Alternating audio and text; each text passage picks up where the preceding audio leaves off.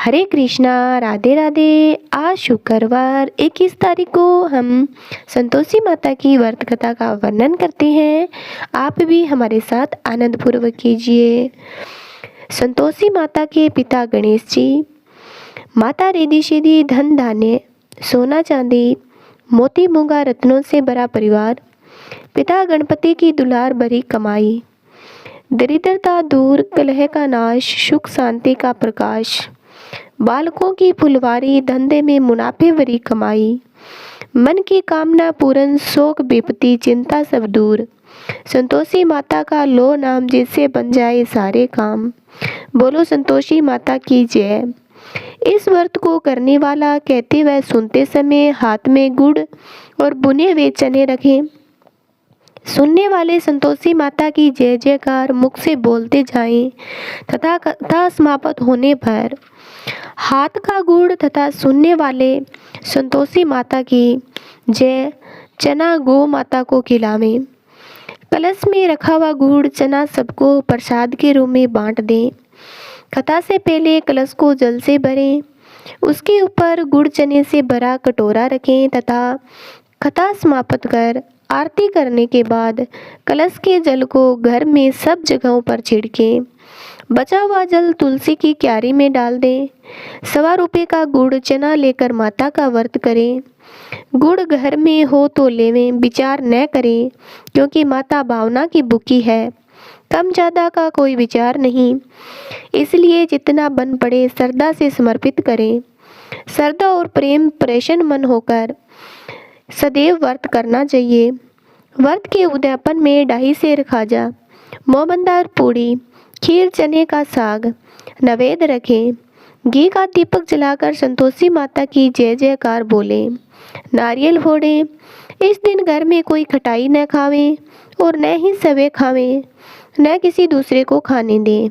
कुटुंबी न मिले तो ब्राह्मणों के, रिश्तेदारों के, पड़ोसियों के बालक बुलावें। उन्हें खटाई की वस्तु बिल्कुल ना दें। भोजन कराकर यथाशक्ति दक्षिणा देवें। नगद पैसे न दें, कोई वस्तु दक्षिणा में दें। व्रत करने वाला कथा सुन प्रसाद ले एक समय में भोजन करें। इससे माता प्रसन्न होगी, दुख दरिद्रता दूर होगी, मनोकामनाएं पूर्ण होगी। ये हमारी संतोषी माता के व्रत की पूजा विधि है। अब हम एक प्राचीन कथा करते हैं, तो आप भी हमारे साथ यूँ आनंद पूर्वक कीजिए। और चैनल पर पहली बार आए हैं, चैनल को सब्सक्राइब करना। एक बुढ़िया थी, उसके 7 बेटे थे। 6 कमाने वाले थे, एक निकम्मा था। बुढ़िया माँ 6 पुत्रों की रसोई बनाती, भोजन कराती और पीछे से जो कुछ बचता उसे 7वें को देती थी। परंतु 7वां पुत्र बड़ा भोला भाला था, मन में विचार नहीं करता। एक दिन वह अपनी बहू से बोला, देख मेरी माता का मुझ पर कितना प्रेम है। वह बोली, क्यों नहीं, सबका बचा हुआ जूठा तुमको खिलाती है। वह बोला, ऐसा नहीं हो सकता, मैं जब तक आंखों से न देखूं मान नहीं सकता। बहू ने हंसकर कहा, देख लोगे तब तो मानोगे। कुछ दिन बाद एक बड़ा त्योहार आया। घर में 7 प्रकार के भोजन और चूरमा के लड्डू बने। वह परीक्षा लेने के लिए सिर दर्द का बहाना कर पतला कपड़ा सिर पर ओढ़कर रसोई घर में सो गया। कपड़े में से सब देखता रहा। 6 भाई भोजन करने आए। उसने देखा माँ ने उनके लिए सुंदर सुंदर आसन बिछाए, 7 प्रकार की रसोई परोसी। वह आग्रह करके जिमाती रही, वह देखता रहा। 6 भाई भोजन कर उठे। तब माँ ने उनकी जूठी थालियों में से लड्डुओं के टुकड़ों को उठाया, एक लड्डू बनाया। जूठन साफ करके बुढ़िया माँ ने पूछा, अपने बेटे को पुकारा, उठ बेटा, 6 भाई भोजन कर गए, अब तू ही बाकी है, उठ भोजन कर ले। उसने कहा, माँ मुझे भोजन नहीं करना, मैं तो प्रदेश जा रहा हूँ। माता ने कहा, कल जाना हो तो आज ही जा। वह बोला, हाँ हाँ आज ही जा रहा हूँ। यह कहकर वह घर से निकल गया। चलते समय बहू की याद आई, वह गौशाला में कंडे थाप रही थी। जाकर बोला, हम जावें परदेश को, आवेंगे कुछ काल, तुम रहियो संतोष से, धर्म आपनो पाल। दो निशानी आपनी, देख धरूं मैं धीर, सुधी हमारी मत बिसारियो, राखियो मन गंभीर। वह बोला, मेरे पास तो कुछ नहीं है, यह अंगूठी है सो ले लो, और अपनी कुछ निशानी मुझे दे दो। वह बोली, मेरे पास क्या है, यह गोबर भरा हाथ है। यह कहकर उसकी पीठ पर गोबर की हाथ की छाप मार दी और वह चल दिया। चलते चलते दूर देश में पहुंचा। वहां पर एक साहूकार की दुकान थी। वहां जाकर बोला, सेठ जी मुझे नौकरी पर रख लो। साहूकार को जरूरत थी। साहूकार ने कहा, काम देकर दाम मिलेंगे। साहूकार की नौकरी मिली। वह सवेरे 7 बजे से 12 बजे तक काम करने लगा। कुछ दिन में दुकान का लेन देन, हिसाब किताब, ग्राहकों को माल बेचना, सारा काम करने लगा। साहूकार के 7-8 नौकर थे। वे सब चक्कर खाने लगे। वह बहुत होशियार बन गया है। सेठ ने भी काम देखा तो 3 महीने में उसे मुनाफे का साझीदार बना दिया। 12 वर्ष में वह नामी सेठ बन गया और मालिक सारा कारोबार उस पर छोड़कर बाहर चला गया। इधर बहू पर क्या बीती सो सुनो। सास ससुर उसे दुख देने लगे। सारे गृहस्थी का काम कराकर उसे लकड़ी लेने जंगल में भेजते। इस बीच घर की रोटियों के आटे में से जो भूसी निकलती उसकी रोटी बनाकर रख दी जाती। फूटे नारियल की कटोरी में पानी, इस तरह दिन बीतते रहे। एक दिन वह लकड़ी लेने जा रही थी कि रास्ते में बहुत सी स्त्रियां संतोषी माता का व्रत करती दिखाई दी। वहां वह खड़ी होकर कहने लगी, बहनों, यह तुम किस देवता का व्रत करती हो और इसके करने से क्या पुण्य होता है? इस व्रत के करने की क्या विधि है? यदि तुम अपने इस व्रत का विधान मुझे समझा कर कहोगी तो मैं तुम्हारा बड़ा उपकार मानूंगी। तब उनमें से एक बोली, सुनो, यह संतोषी माता का व्रत है। इसके करने से निधनता, दरिद्रता का नाश होता है, लक्ष्मी आती है, मन की चिंताएं दूर होती है, घर में सुख होने से मन को प्रसन्नता और शांति मिलती है, निपुत्री को पुत्र मिलता है, पति बाहर गया हो तो शीघ्र घर आ जाता है, कुंवारी कन्या को मनपसंद का वर मिलता है, राजद्वार में बहुत दिनों से मुकदमा चलता हो तो समाप्त हो जाता है, कलह कलेश की निवृत्ति होती है, सुख शांति होती है, घर में जमा हो पैसा जायदाद का लाभ होता है, और भी मन में जो कुछ कामना हो सब इस संतोषी माता की कृपा से पूरी हो जाती है, इसमें संदेह नहीं है। वह पूछने लगी, यह व्रत कैसे किया जावे, यह बताओ तो बड़ी कृपा होगी। स्त्री कहने लगी, 1.25 रुपये का गुड़ लेना, चना लेना, इच्छा हो तो 5.25 रुपये का लेना, 10.25 रुपये का भी सलूयत के अनुसार लेना, बिना परेशानी श्रद्धा प्रेम से जितना भी बन सके सवाए लेना, 5.25 रुपये से 10.25 रुपये, इससे भी ज़्यादा शक्ति और भक्ति के अनुसार गुड़ और चना लें। हर शुक्रवार को निराहार कथा कहना सुनना, इसके बीच कर्म टूटे नहीं, लगातार नियम का पालन करना, सुनने वाला कोई न मिले तो घी का दीपक जलाकर उसके आगे और जल के पात्र को रखकर कथा कहना, नियम न टूटे जब तक कार्य सिद्ध न हो, नियम का पालन करना और कार्य सिद्ध हो जाने पर व्रत का उद्यापन करना। 3 मास में माता पूरा फल प्रदान करती है। यदि किसी के खोटे ग्रह हो तो भी माता 1 वर्ष में अवश्य कार्य सिद्ध करती है। कार्य सिद्ध होने पर ही उद्यापन करना चाहिए, बीच में नहीं। उद्यापन में 2.5 सेर आटे का खाजा, इसी के अनुसार खीर तथा चने का साग तैयार करना, 8 लड़कों को भोजन कराना, जहाँ तक मिले देवर जेठ, बाही बंधु कुटुंब के लड़के, न मिले तो रिश्तेदारों और पड़ोसियों के लड़के बुलाना, उन्हें भोजन कराना, यथाशक्ति दक्षिणा देना, माता का नियम पूरा करना। उस दिन घर में कोई खटाई न खाए। यह सुन बुढ़िया की बहू चल दी। रास्ते में लकड़ी के बोझ को बेच दिया और उन रुपयों से गुड़ चना ले माता के व्रत की तैयारी करके आगे चली और सामने मंदिर देख पूछने लगी, यह मंदिर किसका है? सब कहने लगे, यह संतोषी माता का मिंदर है। यह सुन माता के नियम कुछ जानती नहीं। मैं बहुत दुखी हूँ, हे माँ जगत जननी, मेरा दुख दूर कर। मैं तेरी शरण में आई हूँ। माता को दया आई। एक शुक्रवार बीता कि दूसरे शुक्रवार को ही उसके पति का पत्र आया और तीसरे को उसका भेजा हुआ पैसा आ पहुंचा। यह देखकर जेठानियां मुँह सिकोड़ने लगी। इतने दिनों के बाद इतना पैसा आया, इसमें क्या बढ़ावा है। लड़के ताने देने लगे। काकी के पास अब पत्थर आने लगे, रुपया आने लगा। अब तो काकी की खातिरदारी बढ़ेगी। अब तो काकी बुलाने से भी नहीं बोलेगी। बेचारी सरलता से कहती है, भैया पत्थर आवे रुपया आवे, हम सबके लिए अच्छा है। ऐसा कहकर आंखों में आंसू भरकर संतोषी माता के मंदिर में मातेश्वरी के चरणों में गिरकर रोने लगी। माँ, मैंने तुमसे पैसा नहीं मांगा। मुझे पैसे से क्या काम है। मुझे तो अपनी सुहाग से काम है। मैं तो अपने स्वामी के दर्शन और सेवा मांगती हूँ।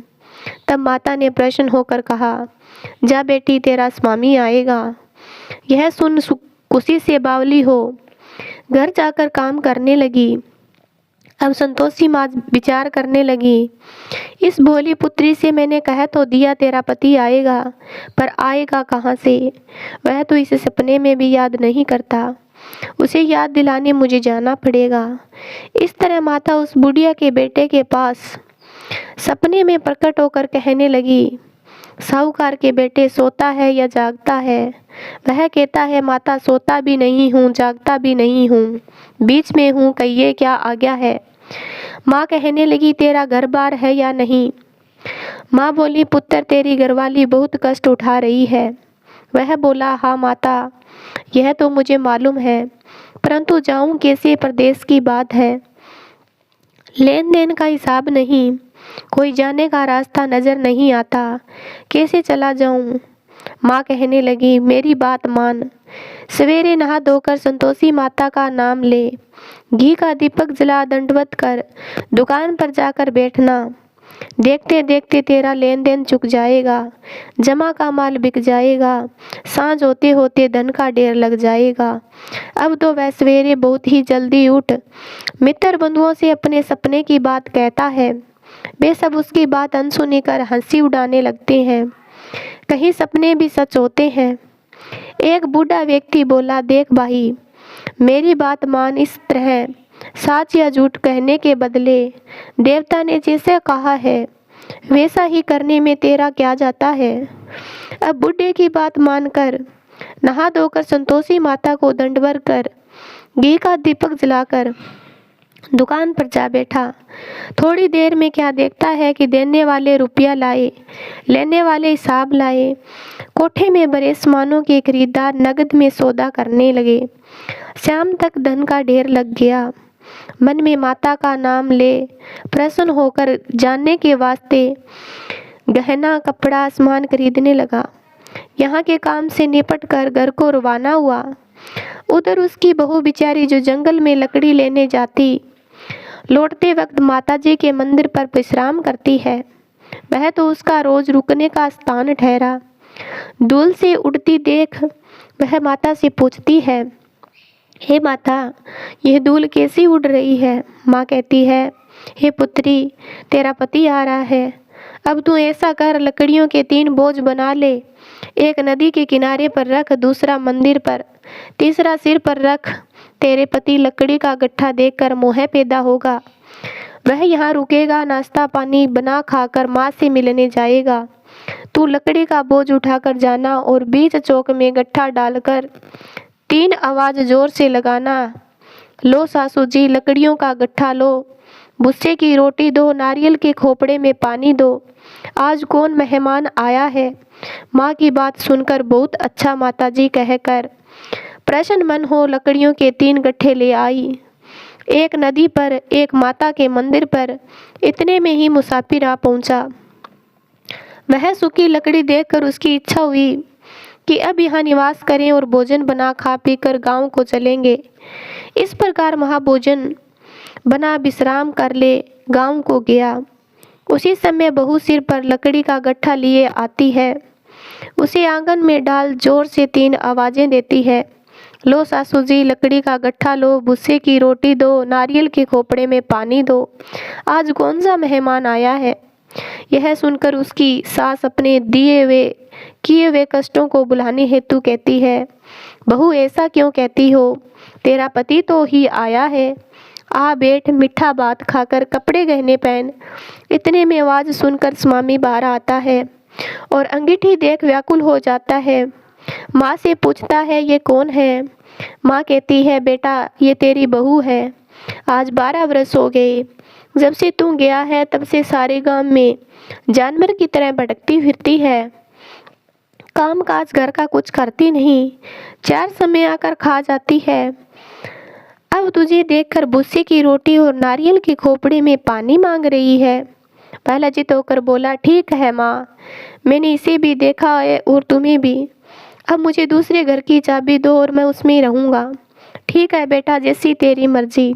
यह कहकर माँ ने चाबी का गुच्छा पटक दिया। उसने चाबी का गुच्छा लेकर दूसरे कमरे को खोलकर सारा सामान जमाया। एक ही दिन में वह राजा के महल जैसा ठाट बाट बन गया। अब क्या था, वह सुख भोगने लगी। अगला शुक्रवार आया। उसने अपने पति से कहा, मुझे माता का उद्यापन करना है। उसका पति बोला, बहुत अच्छा, खुशी से कर ले। तुरंत ही वह उद्यापन की तैयारी करने लगी। जेठ के लड़के को भोजन के लिए कहने गई। उसने मंजूर किया, परंतु पीछे जेठानी अपने बच्चों को सिखलाती है, देखो रे, भोजन के समय सब लोग खटाई मांगना, जिससे उसका उद्यापन पूरा न हो। लड़के जीमने गए, खीर पेट भरकर खाई, परंतु बात याद आते ही कहने लगे, हमें कुछ खटाई खाने को दे दो, खीर खाना बहाता नहीं, देखकर अरुचि होती है। लड़के उठ खड़े हुए बोले, पैसे लाओ। बोली बहू कुछ जानती न थी, सो उन्हें पैसे दे दिए। लड़के उसी समय उठ करके इमली ले खाने लगे। यह देखकर बहू पर माताजी ने कोप किया। राजा के दूत उसके पति को पकड़ कर ले गए। जेठ जिठानी मनमाने खोटे वचन कहने लगे। लूट लूट कर धन इकट्ठा कर कर लाया था, सो राजा के दूत उसे पकड़ कर ले गए। अब सब मालूम हो जाएगा जब जेल की रोटी खाएगा। बहू से यह वचन सहन नहीं हुए। रोती रोती माता के मंदिर में गई और कहने लगी, माता तुमने ये क्या किया? हंसाकर क्यों रुला दिया? माता बोली, पुत्री तूने उद्यापन करके मेरा व्रत भंग किया है। इतनी जल्दी सब बातें भुला दी। वह कहने लगी, माता भूली तो नहीं हूँ, न ही मुझे कुछ अपराध किया, मुझे तो लड़कों ने भूल में डाल दिया, मैंने भूल से उन्हें पैसे दे दिए, मुझे क्षमा करो माँ। माँ बोली, अब भूल मत करना। वह बोली, अब भूल नहीं होगी, अब बताओ वे कैसे आवेंगे? माँ बोली, पुत्री जा, तेरा पति तुझे रास्ते में आता मिलेगा। वह निकली, रास्ते पति आता मिला। उसने पूछा, तुम कहाँ गए थे? वह कहने लगा, इतना धन जो कमाया उसका टैक्स राजा को मांगा था, भरने गया था। मैं परेशान हो बोली, भला हुआ, अब घर चलो। कुछ दिन बाद फिर शुक्रवार आया। वह बोली, मुझे माता का उद्यापन करना है। पति ने कहा, करो। वह फिर जेठ के लड़कों से भोजन को कहने गई। जेठानी ने 1-2 बातें सुनाई और लड़कों को सिखा दिया कि तुम लोग पहले की तरह कटाई मांगना। लड़के खाना खाने से पहले ही कहने लगे, हमें खीर खाना नहीं भाती, जी बिगड़ता है, कुछ खटाई खाने को दो। बहू बोली, खटाई खाने को नहीं मिलेगी, खाना हो तो खाओ। यह कहकर ब्राह्मणों के लड़के बुलाकर भोजन कराने लगी। यथाशक्ति दक्षिणा की जगह एक एक फल उन्हें दिया। इससे संतोषी माता प्रसन्न हो गई। माता की कृपा होते ही 9वें मास उसको चंद्रमा के समान सुंदर पुत्र प्राप्त हुआ। पुत्र को लेकर प्रतिदिन माताजी के मंदिर को जाती। माँ ने सोचा कि ये रोज आती है, आज क्यों न मैं इसके घर चलूं, इसका आसरा देखूं तो सही। विचार करके माता ने भयानक रूप बनाया। गुड़ और चने से सना मुख, ऊपर के सूंड के समान होठ, उस पर मक्खियां बिन बना रही थी। दहली पर पैर रखते ही उसकी साथ चिल्लाई, देखो रे, कोई चुड़ैल डाकिन चली आ रही है, लड़कों इसे भगाओ, इसे भगाओ, नहीं तो किसी को खा जाएगी। लड़के डरने लगे, चिल्लाकर खिड़की बंद करने लगे। बहू रोशनदान से देख रही थी। प्रसन्नता से पगली होकर चिल्लाने लगी, आज मेरी माता मेरे घर आई है। यह कहकर बच्चे को दूध पिलाने से हटाती है। इतने में सास का क्रोध फूट पड़ा। मेरी बहू इसको देखकर कैसे उतावली हुई, जो बच्चे को ही पटक दिया। इतने में माँ के प्रताप से जहाँ देखा वहाँ लड़के ही लड़के नजर आने लगे। बहू बोली, माँ जी, मैं जिनका व्रत करती हूँ वह संतोषी माता है। इतना कहकर झट से सारे घर के किवाड़ खोल दिए। सब ने माता के चरण पकड़ लिए और विनती करके कहने लगे, हे माता, हम तो मूर्ख हैं, हम अज्ञानी हैं, तुम्हारे व्रत की विधि हम नहीं जानते। तुम्हारा व्रत भंग कर हमने बड़ा अपराध किया है। हे माता, आप हमारे अपराध को क्षमा करो। इस प्रकार माता प्रसन्न हुई। हे माता, बहू को जैसा फल दिया वैसा सबको देना। यह कथा कहे या सुने उसका मनोरथ पूर्ण करना। बोलो संतोषी माता की जय। ग्रथन करोड़ों में कहा है ये सबका सार, ब्रह्मा सत्य जग झूठ है, जीवन ही ब्रह्मा निराहार। जीवन से ही जीवित जगत, माता खेलत खेल, ब्रह्मा रूप पहचान लो, कटे जगत की जेल। आशा करती हूँ कि ये कहानी सुनकर आपको अच्छा लगा होगा, शीतलता महसूस हुई होगी। तो कमेंट करके ज़रूर बताना। चैनल पर पहली बार आए हो चैनल को सब्सक्राइब करना। तो बोलो संतोषी माता की जय।